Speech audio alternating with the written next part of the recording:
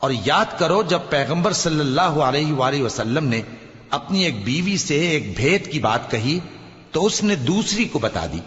پھر جب اس نے اس کو ظاہر کر دیا اور اللہ نے اس حال سے پیغمبر صلی اللہ علیہ وآلہ وسلم کو آگاہ کر دیا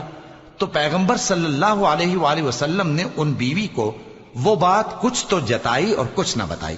سو جب وہ بات ان کو بتائی تو وہ پوچھنے لگیں کہ آپ کو یہ کس نے بتایا؟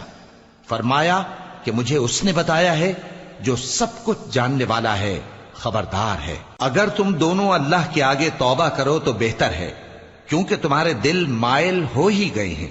اور اگر پیغمبر صلی اللہ علیہ وآلہ وسلم کے خلاف باہم اعانت کرو گی تو اللہ اور جبریل اور نیک کردار مسلمان ان کے حامی اور دوستدار ہیں،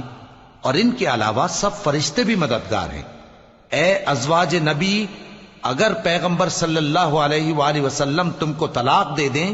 تو عجب نہیں کہ ان کا پروردگار تمہارے بدلے ان کو تم سے بہتر بیویاں دے دے، مسلمان، ایمان والیاں، فرما بردار، توبہ کرنے والیاں، عبادت گزار، روزہ رکھنے والیاں، شادی شدہ اور کنواریاں۔